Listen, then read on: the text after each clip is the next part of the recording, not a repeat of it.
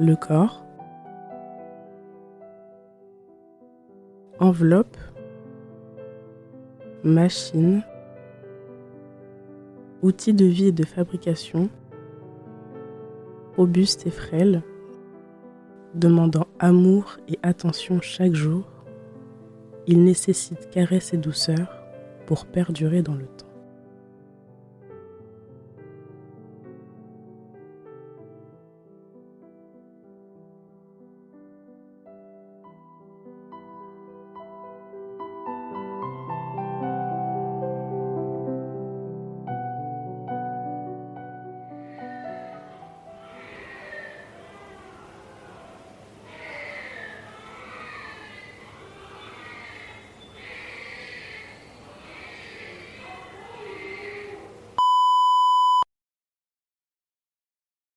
Voulez-vous des enfants?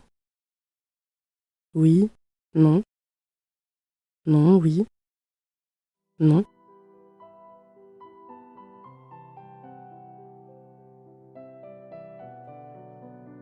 Elle est là, entourée de femmes enceintes qui portent la preuve visible de la vie en elles. L'atmosphère est pesante. Elle tremble un peu. C'est fou comme parfois le bonheur peut être lourd à regarder quand il ne nous concerne pas. Elle tient son ventre inexistant, mais utile à la fabrication d'une vie voulue. Il a beau ne pas être rond, elle le sent ce petit truc. Son corps sait. Son corps sent.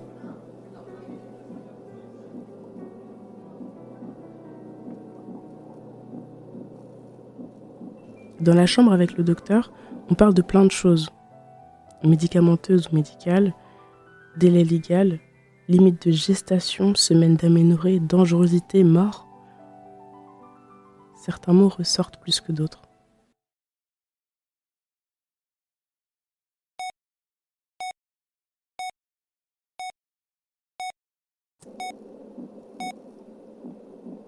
Échographie de datation. Le médecin avait coupé le bruit des battements de cœur pour ne pas influencer émotionnellement le choix, ainsi que pour garder une neutralité médicale.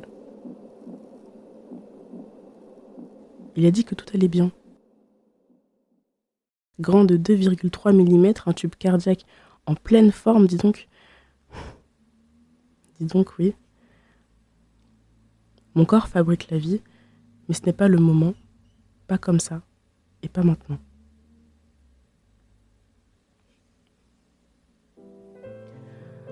En France, l'IVG est légale depuis la loi Veil de 1975. Aujourd'hui, on peut avorter jusqu'à 14 semaines d'aménorrhée selon la méthode choisie. Une avancée majeure pour le droit des femmes, mais encore un combat dans certains pays.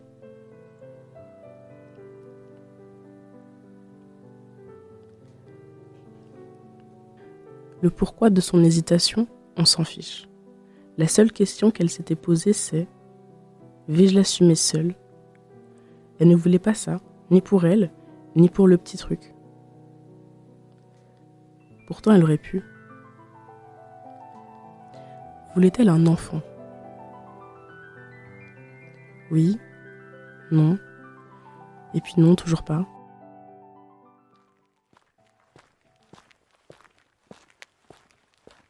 En sortant du cabinet, elle tenait son ventre encore plus fort. Elle avait pris le médicament et puis... plus rien. Elle ne sentait plus rien.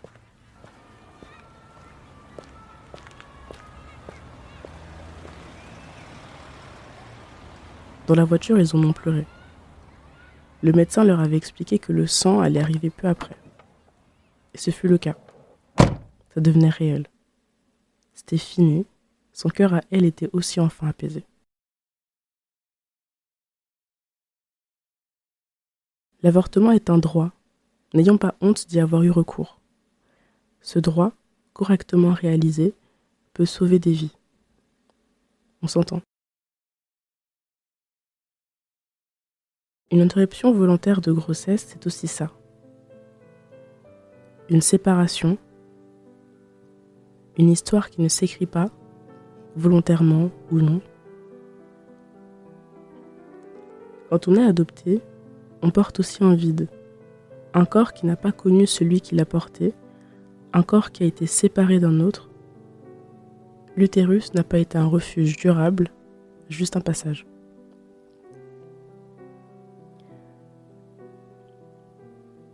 Voulez-vous des enfants? Cette question a 1000 réponses. Oui, non, plus tard, jamais, peut-être.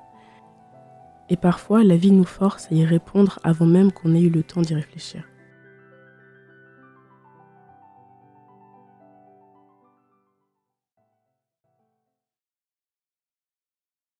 C'est un texte qui explore la complexité d'une interruption de grossesse à travers les émotions et la symbolique du corps. On ressent le poids du choix, l'ambivalence entre la rationalité et le ressenti, la solitude face à une décision aussi intime. L'histoire montre le contraste entre l'absence de grossesse visible et la présence pourtant bien réelle de ce petit truc en elle, ressenti même sans ventre rond. Au-delà du choix d'avoir un enfant ou non, qu'est-ce que cela signifie d'être parent? Comment fait-on famille?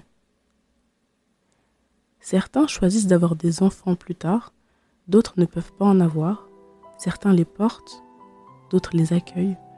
L'adoption est une autre manière de devenir parent, une parentalité qui ne passe pas par le ventre, mais qui n'en est pas moins réelle. Et c'est de ça dont on va parler dans le prochain épisode.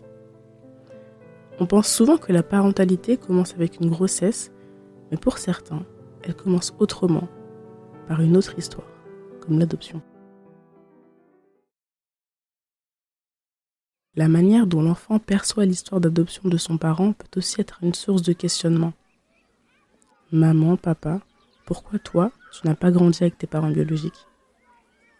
Il y a aussi des questionnements venant des autres. Pourquoi tes parents sont blancs? Ou bien de nous-mêmes? Et pourquoi nous sommes noirs? Ce sont des questionnements sans réelle réponse, juste un « c'est comme ça », c'est la magie de la vie. Finalement, devenir parent en étant adopté peut être un voyage intérieur. Un moment où l'on recompose son histoire, où l'on décide de ce que l'on veut transmettre et de ce que l'on veut transformer.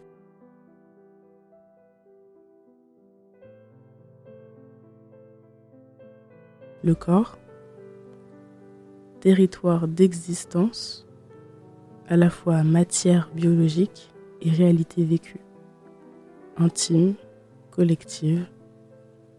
Parfois, il réclame le droit d'être choisi.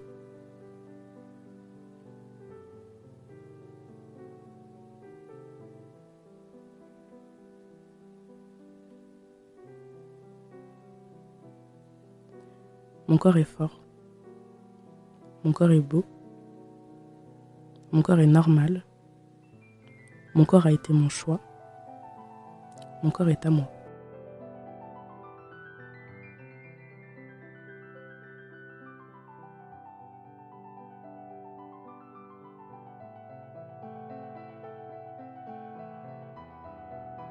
Je vous remercie de m'avoir écouté et je vous dis à bientôt. Bisous.